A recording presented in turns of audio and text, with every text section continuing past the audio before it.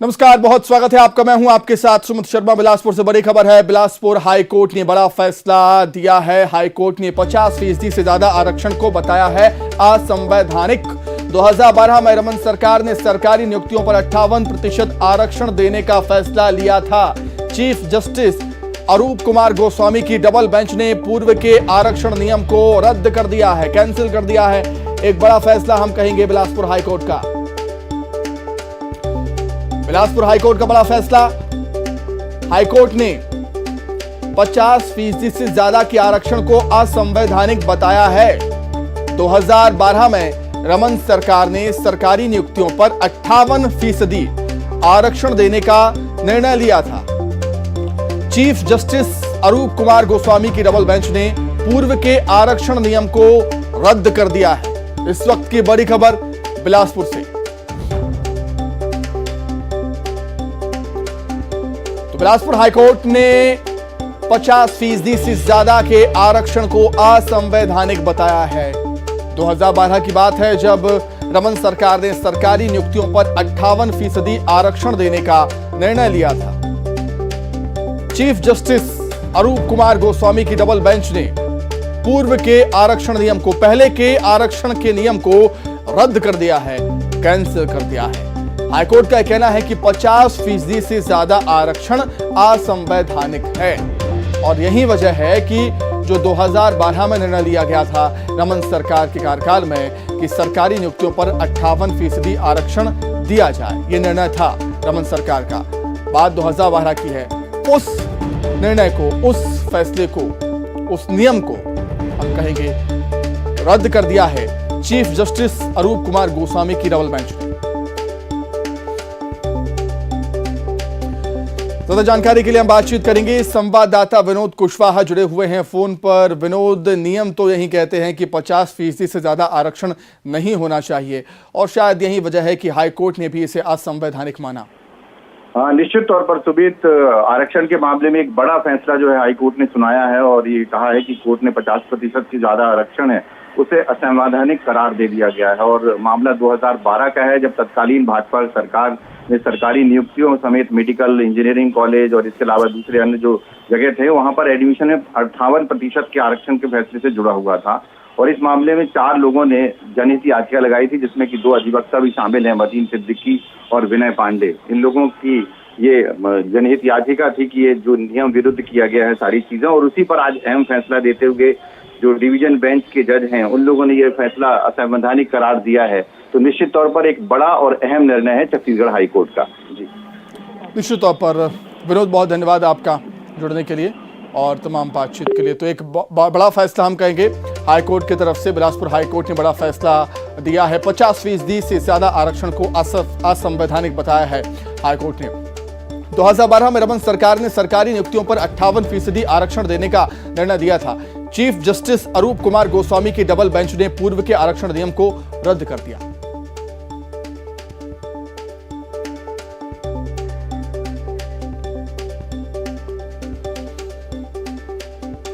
तो एक बड़ा फैसला हाईकोर्ट की तरफ से। बिलासपुर हाईकोर्ट ने 50% से ज्यादा के आरक्षण को असंवैधानिक करार दिया है।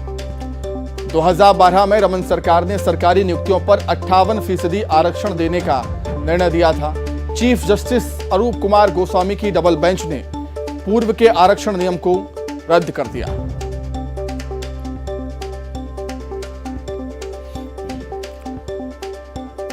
तो उस नियम के विरुद्ध जनहित याचिका लगी थी, 3 जनहित याचिका लगी थी। सुनवाई हुई और एक निश्चित तौर पर बड़ा फैसला हम कहेंगे हाईकोर्ट की तरफ से। बिलासपुर हाईकोर्ट ने एक बड़ा फैसला दिया है।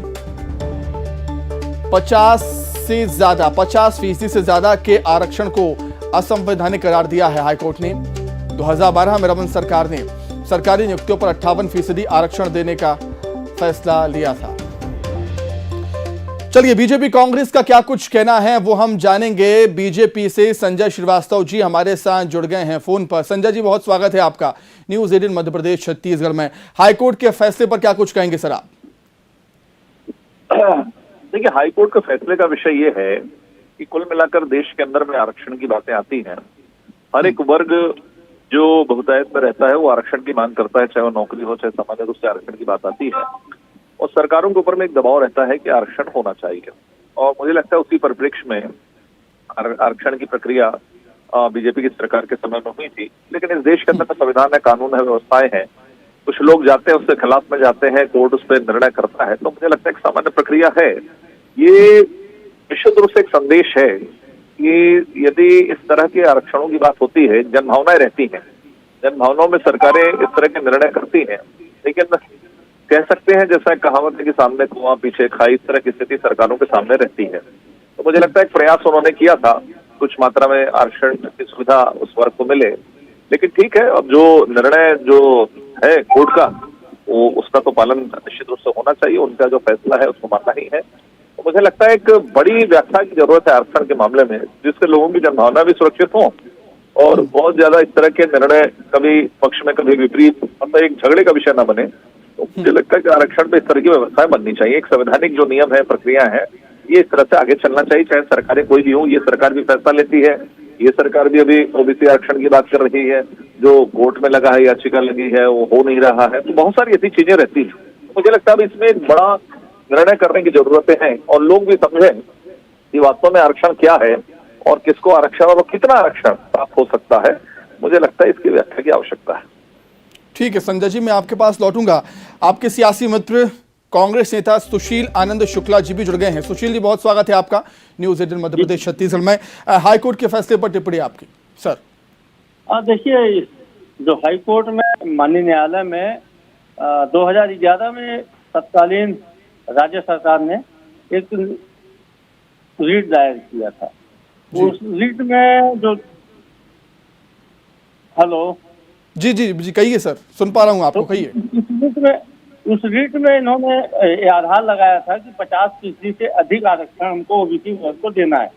तो उसके संबंध में जो उन्होंने याचिका दायर की थी, जो उसमें प्रावधान किया गया, तो उसके बारे में जो सारी तथ्यों को प्रस्तुत किया जाना था, उन तथ्यों को इन्होंने सही ढंग से प्रस्तुत नहीं किया।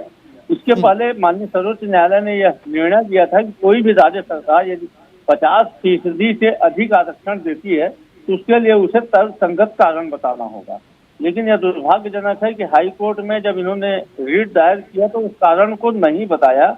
और उसके अलावा इन्होंने 11/5/2010 को एक मंत्रिमंडलीय उप समिति, तत्कालीन गृह मंत्री माननीय नंदकी राम तंवर जी की अध्यक्षता में एक मंत्रिमंडलीय समिति का भी गठन किया था।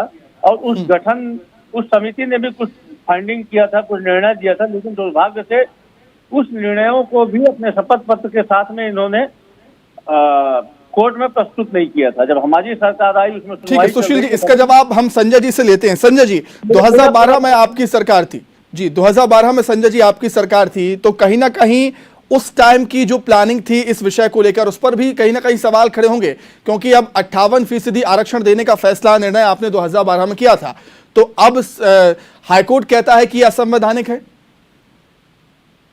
सबसे पहले इस बात को कहना चाहूंगा कि जो माननीय न्यायालय ने कहा है उसका हम सम्मान करते हैं, उस पर किंतु परंतु नहीं।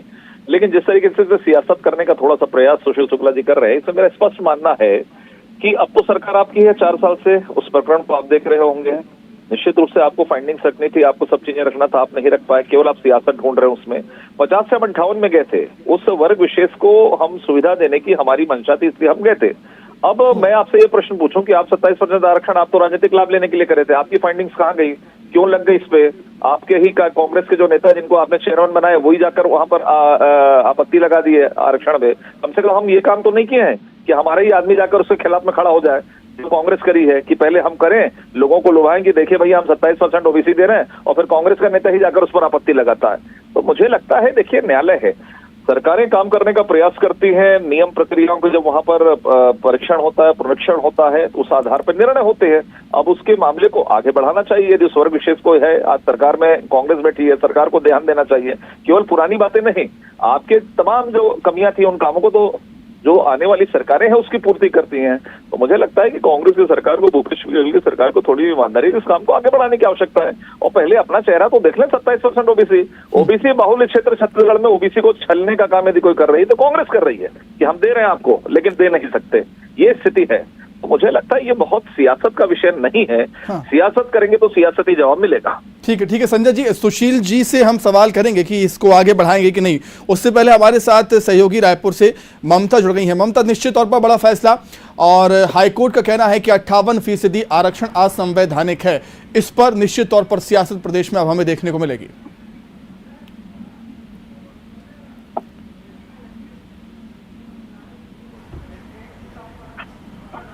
यार फोन कट गया फिर।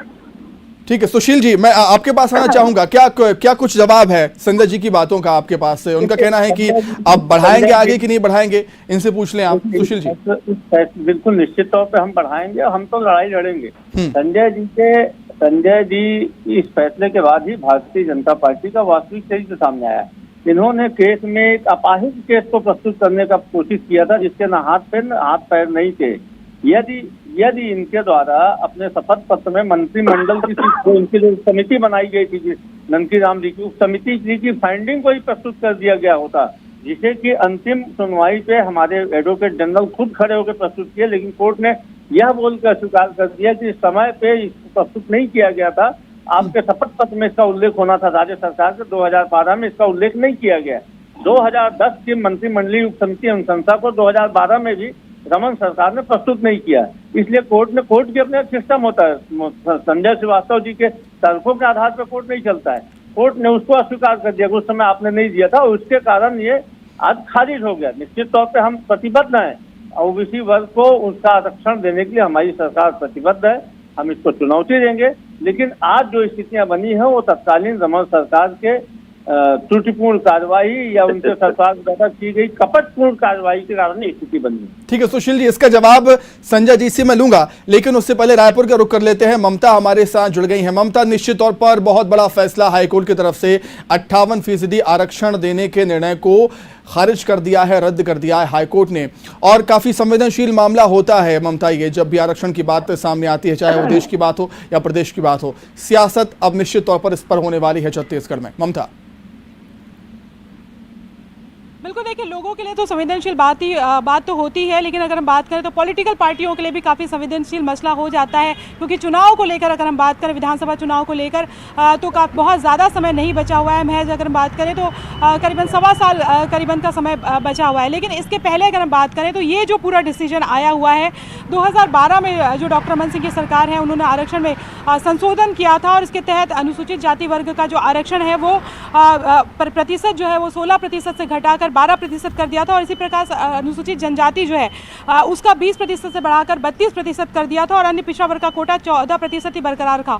और जब ऐसा किया तो करीबन 58% जो है वो आरक्षण हो गया था, जो 50% से अधिक होता है। और इसी को लेकर अभी हाईकोर्ट ने जो डिसीजन दिया, उन्होंने कहा कि 50% से ज़्यादा जो आरक्षण है वो असंवैधानिक है। दरअसल अलग अलग लोगों ने पिटीशन दायर की थी, और उन्होंने इसे कहा था कि ये सुप्रीम कोर्ट के जो डिसीजन है उसका एक तरह से कहें कि जो उसके विपरीत है, निर्देश और कानूनी जो प्रावधान है उसके विपरीत है, और यही वजह है इसको लेकर जो है कई लोगों ने इसको पिटीशन दायर की थी। और उसी पर हाईकोर्ट ने अब ये फैसला दिया है, जिसमें कहा है कि 50% का जो आरक्षण से ज़्यादा का जो आरक्षण है वो असंवैधानिक है। और 2012 में जो बीजेपी की सरकार है उन्होंने जो सरकारी नियुक्तियों में 58% का आरक्षण किया था, उसको लेकर उन्होंने कहा कि ये एक तरह से रद्द किया जाए। ज़ाहिर तौर पर हाईकोर्ट का डिसीजन तो आ ही गया है।